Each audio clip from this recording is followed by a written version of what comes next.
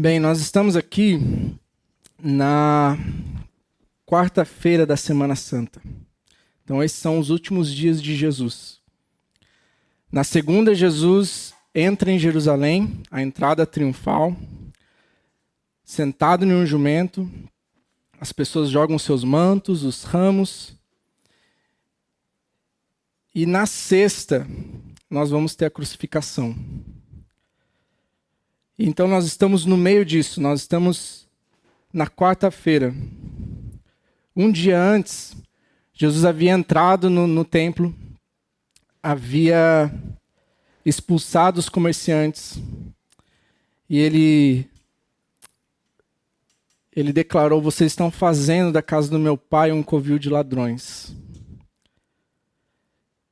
E eu falo isso porque eu gostaria que a gente compreendesse esse drama das Escrituras que a gente começa a ver aqui. Então, Jesus está caminhando para a cruz. Se a gente for olhar para as Escrituras, essa não é a primeira vez que Jesus faz isso, de entrar no templo e expulsar os comerciantes. Ele já havia feito isso lá em João 2, no início do seu ministério, há 3 anos atrás. Ele havia feito a mesma coisa e ele disse: destruam este templo e eu levantarei em 3 dias. Essa era uma afirmação um tanto que perigosa. Afinal, ele estava falando daquilo que era o centro para eles de toda a religião judaica. E agora Jesus volta depois de 3 anos e a sua popularidade aumentou. Jesus havia mostrado o seu poder sobre a natureza, havia mostrado o seu poder sobre a doença, Jesus havia expulsado demônios e Jesus havia dito que ele tinha o poder de perdoar os pecados. Então essas pessoas, elas se sentem, aqueles que eram os religiosos da época, aqueles que eram as pessoas envolvidas com o trabalho do templo, eles se sentem um tanto que ameaçados por Jesus. E eles sabem que agora só a morte poderia deter Jesus. Então a gente está caminhando para isso. Jesus, ele é constantemente interrogado, questionado, e a ideia é que Jesus caia em algum erro diante das perguntas, diante dos questionamentos. E hoje nós vamos ver as 2 tentativas de tentar com que Jesus caia em algo. Então a primeira começa aqui no versículo 18. Se você puder acompanhar, a gente vai lendo e a gente vai vendo o que está acontecendo. Então o versículo 18, ele diz assim: depois, os saduceus, que dizem que não há ressurreição, aproximaram-se dele com a seguinte questão. Então nós vimos anteriormente, no domingo passado, os fariseus e os herodianos, que eram grupos que não tinham uma certa proximidade, eles se juntaram também com o propósito de fazer com que Jesus caísse em algum erro. E agora a gente tem esse outro grupo aqui, chamado saduceus. Naquela época, haviam 2 principais grupos religiosos, que eram os fariseus e os saduceus. Os saduceus, esse nome vem do nome Zadok, que era o sumo sacerdote do rei Davi, e a gente vê isso lá em Ezequiel 40, 46, e ele e a sua família era responsável pelos ofícios do templo. E existe uma diferença entre os fariseus e os sacerdotes, e os saduceus, desculpe. Os saduceus, eles faziam parte da alta classe. Eles tinham uma grande influência com as classes dominantes, eles tinham uma grande influência com as pessoas que eram ricas, e isso, de certa forma, fazia com que eles também tivessem uma proximidade com o Império Romano. Eles eram minorias entre os judeus, porém eles eram maioria no Sinédrio. O Sinédrio era uma espécie de supremo tribunal do povo judeu. Então eles eram extremamente poderosos também no sentido jurídico. E eles não acreditavam em anjos, em demônios, em céu e inferno. Era um grupo extremamente racional e um grupo que tentava fazer com que a palavra fosse aplicada de maneira muito prática. Então a gente vê também esse relato e essa confirmação, apesar de não termos muitas coisas acerca dos saduceus, os fariseus eles tinham muito mais escritos e participavam muito mais da literatura judaica do que os saduceus, mas a gente vê, por exemplo, em Atos 23:8, essa confirmação acerca da crença deles. Então eles chegam aqui, diante de Jesus, com uma espécie de enigma, como se fosse uma prova do Enem, né? E eles vão pegar a ressurreição, que é algo que eles não acreditam, e vão colocar aí uma pitada de algumas coisas para ver como que será que Jesus vai responder em relação a isso, como ele vai sair dessa situação. Então, a gente vê eles perguntando ali no versículo 19, Mestre, Moisés nos deixou escrito que se um homem morrer e deixar mulher sem filhos, seu irmão deverá casar-se com a viúva e ter filhos para o seu irmão. Os saduceus usam aqui, então, a lei do levirato. A lei do levirato é a lei do cunhado. Levir significa cunhado, que a gente vê lá em Deuteronômio 25, dos versículos 5 ao 10. E essa lei ela dizia basicamente o seguinte: se um homem casado, morrer, e este não tiver filho, a mulher tem o direito de ir até o parente mais próximo, que no caso, se ele tiver irmão, seria o seu irmão, seu cunhado, então, e pedir para que se case com ele. E dessa forma, quando eles tivessem o primeiro filho, esse filho receberia o nome do falecido, ele receberia a herança, o direito a terra que ele tinha, e assim ele daria continuidade à sua descendência. É interessante que essa lei ela foi usada com Ruth e Boaz, que era bisavó do rei Davi e, consequentemente, da linhagem do próprio Cristo. Então eles chegam aqui e Jesus vai responder da seguinte forma. Versículo 20 ao 23. Havia 7 irmãos. Jesus vai responder não, eles vão questioná-lo. Vão colocar o problema diante de Jesus. Havia 7 irmãos. O primeiro casou-se, morreu sem deixar filhos. O segundo casou-se com a viúva, mas também morreu sem deixar filhos. O mesmo aconteceu com o terceiro. Nenhum dos 7 deixou filhos. Finalmente morreu também a mulher. Na ressurreição, de quem ela será esposa, visto que os 7 foram casados com ela? Então é uma pergunta interessante. Embora Jesus vai depois dizer que eles não conheciam, estavam enganados e muito enganados, é muito interessante como eles elaboram essa pergunta e chegam até Jesus. Mas a questão aqui é que eles não estavam interessados em aprender sobre Jesus. Eles não queriam ser discípulos de Cristo. Eles não estavam interessados nas coisas do reino. Eles não estavam interessados, chegar diante de Jesus e falar, mestre, e isso aqui, o que o Senhor tem para nos ensinar? O coração deles era simplesmente de chegar e pegar Jesus em algum erro. E meditando sobre isso, eu fiquei pensando em algo que é muito importante para a gente. O fato de que Jesus ele quer ser conhecido por nós. Jesus ele não tem esse problema em relação às nossas dúvidas, em relação aos nossos questionamentos. Ele não se sente inseguro diante dessas coisas.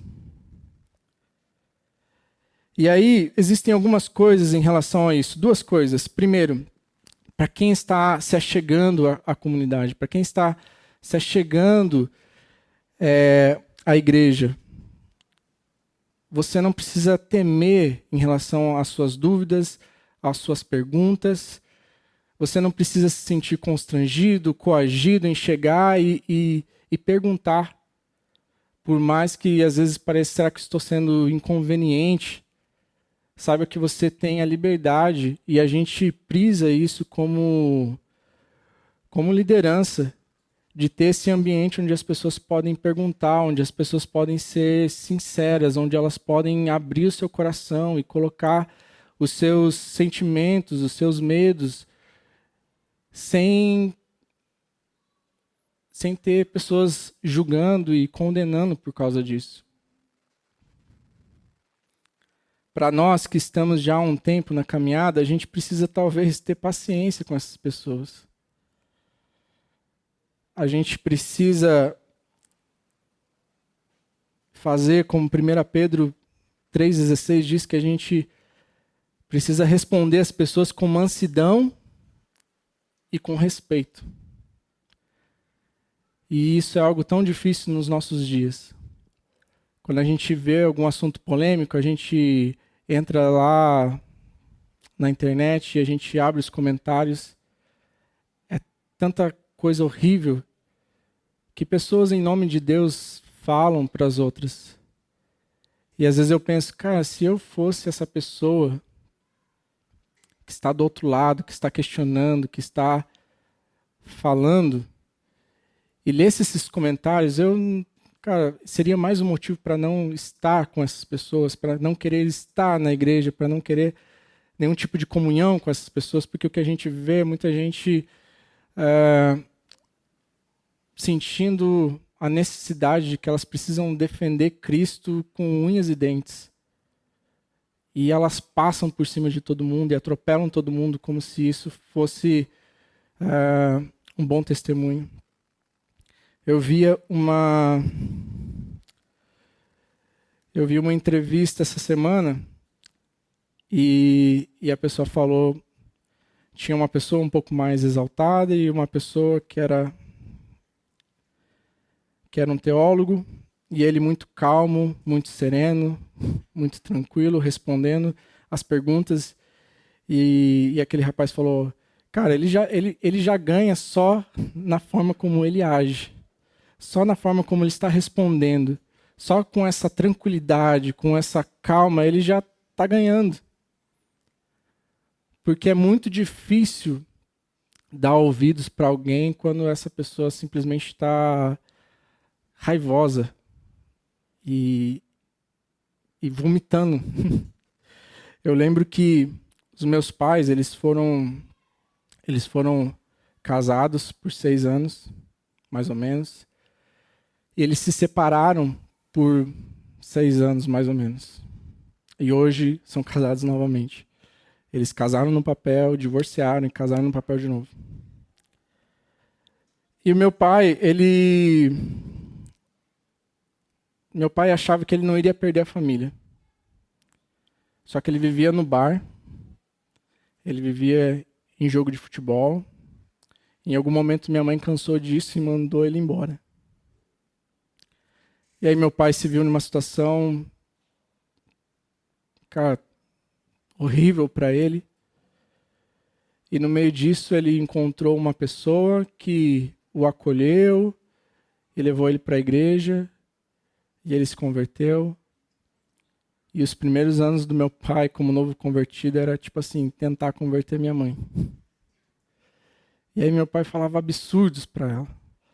E falava que ela ia para o inferno se ela não se convertesse. E não sei o quê. E a minha mãe ia criando cada vez mais raiva pelo meu pai. Minha mãe não podia ver meu pai na frente. Porque tudo que ele falava não tinha nada de mansidão ou de educação. Só via condenação e minha mãe falava assim, cara, eu quero distância disso. E por isso eu acho que é importante às vezes a gente entender as pessoas que nos questionam. Nesse caso aqui, a gente está claramente diante de um grupo que simplesmente quer fazer o mal. Mas eu acho que como igreja é importante a gente entender as pessoas que nos questionam, que nos perguntam, que querem saber acerca da nossa fé. Eu lembro que quando eu trabalhava no banco, tinha uma pessoa que a gente se reunia para tomar café nos intervalos. e volta e meia ela perguntava alguma coisa. E pelo fato da gente sempre responder com muita educação, com muito carinho, com muito amor, a gente no outro dia voltava, tomava um café e ela perguntava: e aí, o que você acha sobre isso? Tá, mas o que você pensa sobre isso? Você acha que eu vou para o inferno por causa disso? E volta e meia ele vinha com umas perguntas assim um pouco delicadas e às vezes tentando cutucar de alguma forma, mas a gente sempre respondendo ele com muito carinho, com muito amor.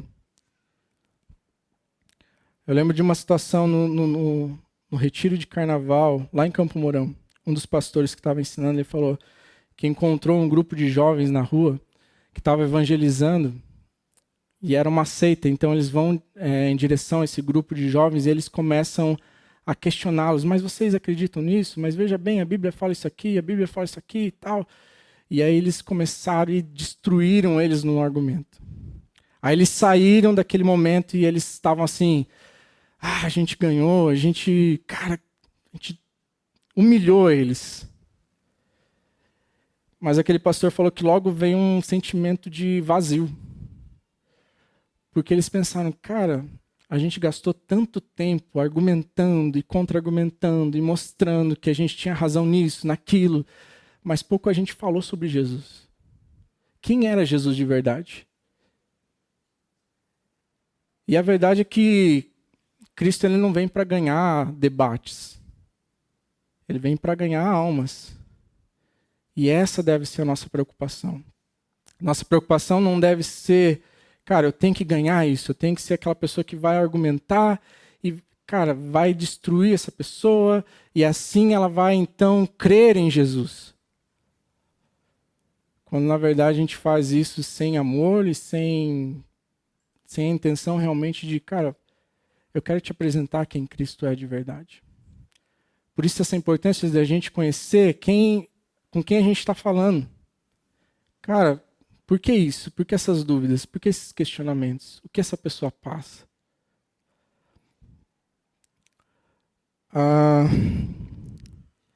A minha avó ela teve uma vida muito difícil.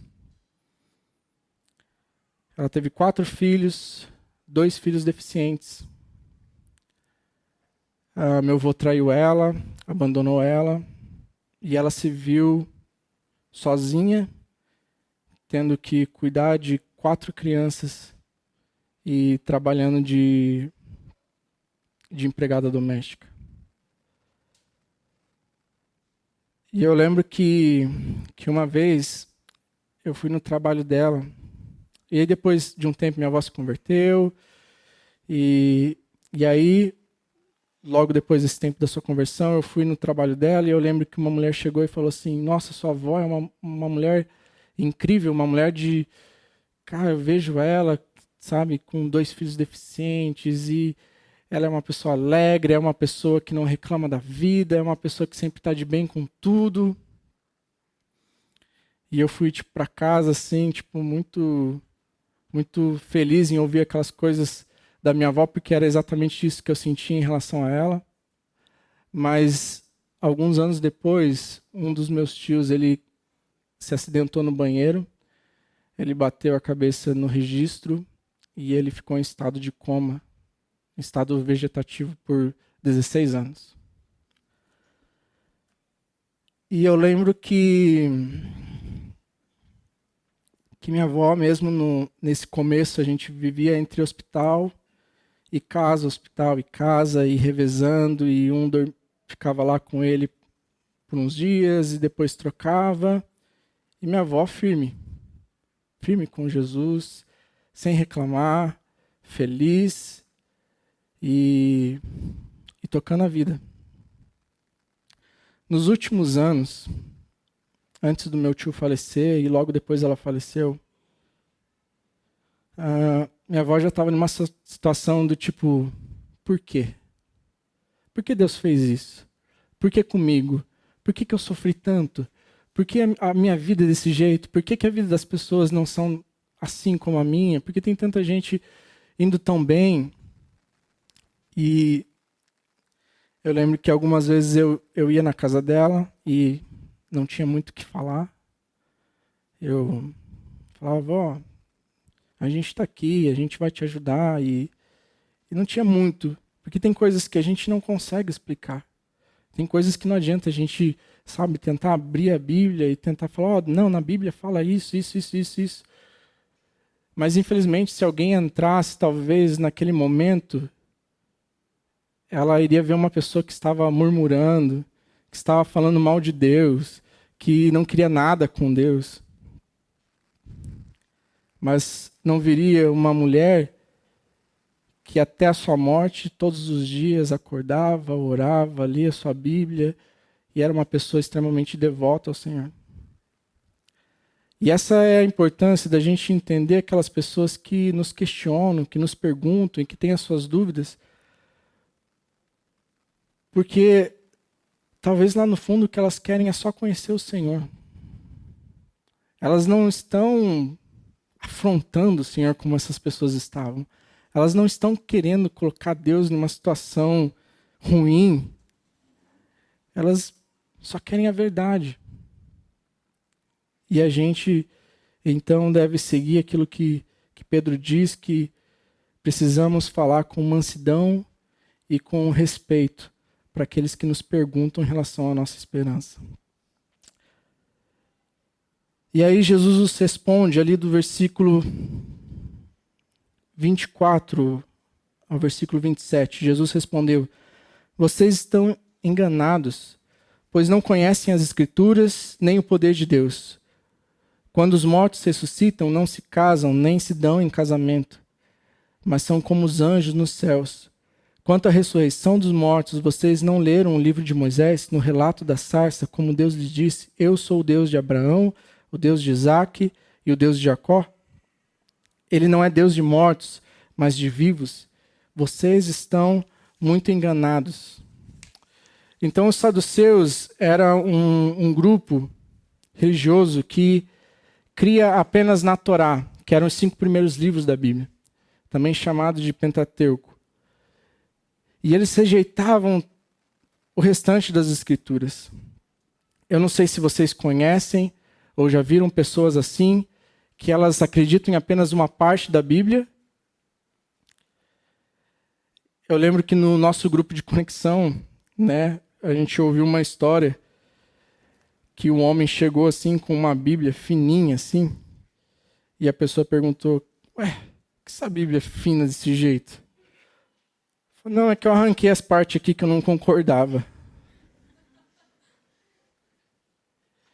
E existe um grande perigo quando a gente pega uma parte das Escrituras e a gente ignora ou não reconhece como sendo Escritura o restante. Existe um grande problema quando nós fundamentamos a nossa fé em apenas uma parte das Escrituras. Quando nós cremos em um Deus de amor, de graça e de misericórdia, mas não queremos saber sobre um Deus de justiça. Quando nós gostamos muito de ouvir acerca do quanto nós somos amados pelo Senhor, mas pouco queremos saber acerca do que significa negar a si mesmo, tomar a sua cruz e seguir Jesus. E a gente vê isso cada vez mais visível. Né? Se Deus permitiu você sonhar, tocar,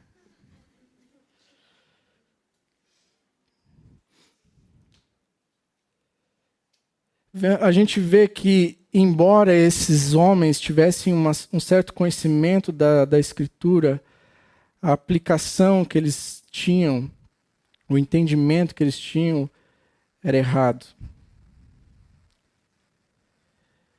E existe alguns teólogos hoje que vão falar que essa questão do céu, do inferno, de anjos e demônios são coisas atuais. Mas eu prefiro ficar com as palavras de Jesus, onde ele afirma que há ressurreição, que há anjos, que há um céu. Jesus, com muita sabedoria, ele vai utilizar o próprio trecho da Torá, em Êxodo 3, 6, para falar para eles. As Escrituras dizem, eu sou. As Escrituras não dizem, eu era o Deus de Abraão, eu era o Deus de Jacó, eu era o Deus de Isaac. As Escrituras dizem, eu sou o Deus de Abraão, eu sou o Deus de Isaac, eu sou o Deus de Jacó. Eu era o Deus que estava com eles enquanto eles estavam nessa terra, e eu sou o Deus deles por toda a eternidade.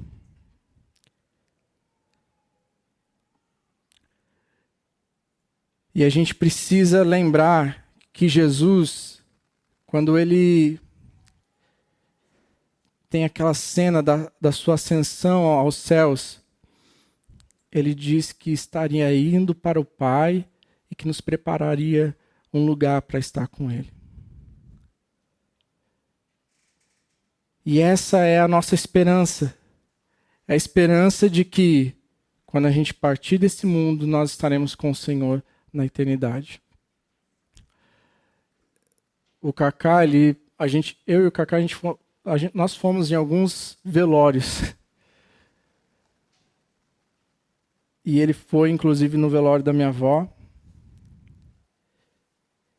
E eu acho que uma das coisas que mais falou comigo foi quando ele falou na passagem de Apocalipse que o Senhor enxugaria toda lágrima e seria a última vez. E eu estava pensando, poxa, minha avó sofreu tanto, mas que permaneceu fiel ao Senhor, vai ter as suas lágrimas enxugadas por Ele pela última vez. Isso me confortava de uma forma que, cara, não existe nada que possa te trazer tanto consolo do que saber que quando a gente partir desse mundo, aí as coisas, os problemas, as dificuldades, as tristezas, isso se acaba. Eu sei que não dá para minimizar a dor que a gente passa aqui, mas fique firme. Continue com seus olhos no Senhor. Porque um dia isso passa. E aí a gente vai para a segunda situação, no versículo 28, nós temos mais um questionamento. Diz assim, um dos mestres da lei aproximou-se e os ouviu discutindo, notando que Jesus lhe dera uma boa resposta, perguntou-lhe, de todos os mandamentos, qual é o mais importante? Então nós temos aqui um outro personagem, alguém que é chamado de mestre da lei, ou em algumas traduções, escriba. Só para trazer um contexto, teve um momento da história em que o povo judeu estava reunido em volta do templo, prestando culto, sacrifícios, e toda a vida religiosa se voltava para o templo. Mas lá em Jeremias 39, vai dizer que Nabucodonosor invade Jerusalém, ele destrói Jerusalém, ele destrói o templo e leva o povo judeu cativo para a Babilônia. Então o povo já não tinha mais o templo. E o que resta são as escrituras. E aí eles começam a se reunir e vão surgindo sinagogas. E aí surge, através de Esdras, essa figura do escriba, que é aquela pessoa responsável por fazer a cópia dos manuscritos. E com o tempo essas pessoas vão adquirindo uma certa habilidade e elas vão memorizando as escrituras e elas vão ganhando a habilidade de também explicar as escrituras. E aí eles vão se tornando esses mestres da lei. Então Jesus está diante dessa pessoa. E mais uma vez, é claro, a ideia aqui é tentar pegar Jesus em algum erro. E aí ele vai usar uma tática bem interessante, porque a ideia é, eu vou perguntar para Jesus o que é mais importante, e aí ele vai deixar de responder alguma coisa, e aí eu posso usar isso como argumento, tipo assim, viu, ele não dá tanta importância para isso. Eu brinquei porque quando a gente estava no ensaio, a gente estava aqui passando o som, e aí eu falei assim, cara, vocês estão tocando essa música aí no tempo de espera, o negócio tá pá. Falei, pô, mas isso aí na música de espera, não, de aquietar, né? No tempo de aquietar. Eu falei, Rafa, baixa um pouco a bateria, cara. Aí já, tipo, pô, já queria tirar a bateria, não sei o quê, estão boicotando a banda.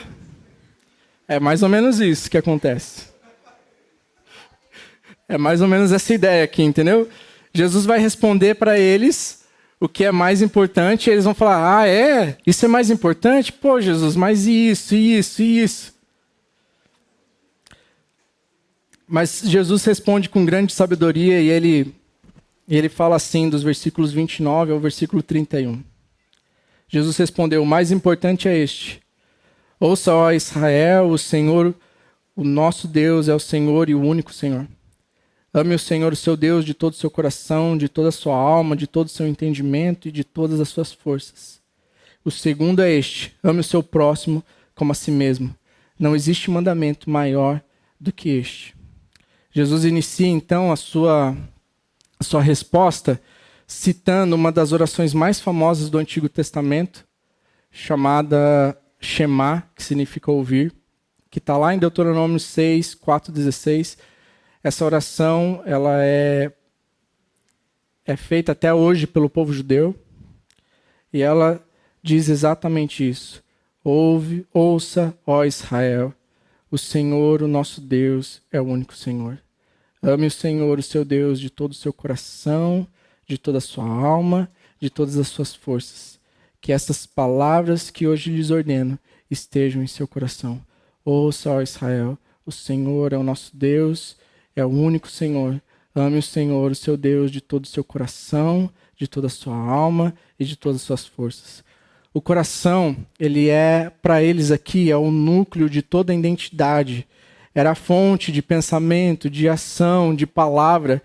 Então, amar a Deus de todo o coração significava amar a Deus da forma mais profunda, mais pura e mais verdadeira do ser. A alma, ela tinha relação com os sentimentos. Então, tudo o que sentimos, desejamos, almejamos, deveria estar voltado para Deus. E a força representa a questão física, e esse amor se concretiza em ações. John MacArthur vai falar que esse amor é inteligente, é emocional, é voluntário e é ativo.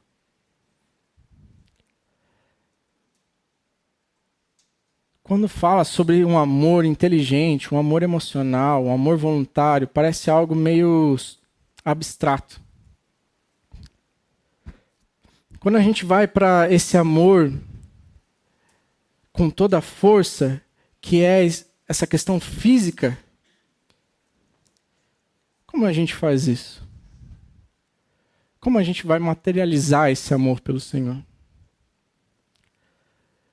E eu me lembro das palavras de Jesus dizendo, eu tive fome e não me deste de comer, eu tive sede e não me deste de beber, estive frio, não me deste algo para vestir, estive preso e não me visitastes. E aí seus discípulos estavam assim, fome, sede, frio. Quando que o Senhor esteve preso? E aí Jesus responde, quando vocês deixam de fazer isso a um destes meus pequeninos, vocês deixam de fazer para mim. Então veja que a gente não pode pegar e falar, Senhor, qual que é a sua cor favorita? Eu vou comprar uma camiseta para o Senhor. Senhor, qual que é o seu número? Quanto que o Senhor calça? Qual o número do seu calçado que eu vou comprar um tênis para o Senhor? Senhor, qual a sua comida favorita? Porque eu gostaria de te convidar para entrar na minha casa e comer comigo essa noite. Veja que fisicamente isso não é possível. Mas 1 João 20 vai dizer: se alguém afirma, eu amo a Deus, mas odiar o seu irmão, é mentiroso. Pois quem não ama o seu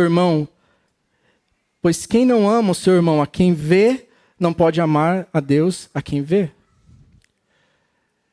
A materialização do amor a Deus, ela vem por meio do amor ao próximo. Quando fazemos para alguém, fazemos como se fosse para o próprio Deus. Por isso, Jesus vai falar que esses 2 mandamentos são os mais importantes. Porque também, se nós formos pensar naquilo que diz os mandamentos, se amamos ao Senhor realmente, não vamos querer estar usando o seu nome de qualquer forma. Não vamos estar criando esculturas e cultuando a outros deuses. Se nós realmente amamos o nosso próximo, não vamos querer matá-lo, não vamos querer cobiçar as suas coisas, não vamos querer roubá-lo. Então o que Jesus traz aqui é, todos esses mandamentos, eles se resumem apenas em amar ao Senhor de todo o coração e amar o seu próximo como a si mesmo. E diante disso, aquele homem diz o seguinte, versículo 32 ao 34, e a gente está encerrando. Muito bem, mestre, disse o Senhor. Está certo ao dizeres que Deus é único e que não existe outro além dele. Amá-lo de todo o coração, de todo o entendimento e de todas as forças, e amar ao próximo como a si mesmo é mais importante do que todos os sacrifícios e ofertas. Veja, ele usa sacrifícios e ofertas, coisas que estavam relacionadas ao templo. Lembrando que, de certa forma, eles se sentiam ameaçados quando Jesus entra no templo e expulsa os comerciantes. Mas aqui, esse homem parece que está entendendo alguma coisa. Tanto que Jesus vai responder para ele, no 34, vendo que ele tinha respondido sabiamente, Jesus lhe disse: você não está longe do reino de Deus. E daí por diante, ninguém mais ousava fazer perguntas. Veja que esse homem, no finalzinho, parece que está acontecendo um arrependimento. Porque esse homem está reconhecendo, peraí, pois é, Senhor, eu acho que as ofertas e os sacrifícios, eles não são tão importantes quanto esse amor a Deus e esse amor ao próximo. E talvez a gente não vai conseguir entender o que isso significava para eles, mas pense o seguinte, aqueles homens viviam no templo. Eles recebiam das ofertas, aquilo era o ganha-pão deles. Quando eles se sentem ameaçados, sentem que, cara, eles estão perdendo a influência, estão perdendo o seu poder, as pessoas estão falando, cara, ninguém é como Jesus, ninguém ensina como ele, ninguém faz as coisas que ele faz. Eles estão tipo assim, não, peraí, cara, eu sou o líder, eu sou essa pessoa importante. E diante disso, aquele homem está tipo assim, Senhor, amar a Ti, amar ao meu próximo é mais importante do que essas coisas. E por isso Jesus vai falar, você está perto do reino de Deus.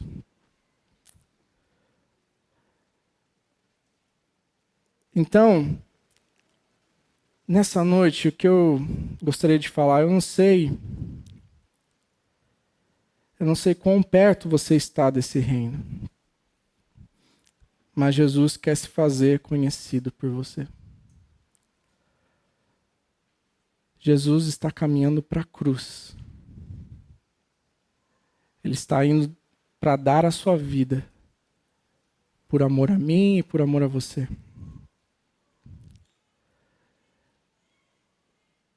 Jesus, daqui um tempo, ele vai estar orando e falando, Senhor, se possível, afasta de mim esse cálice.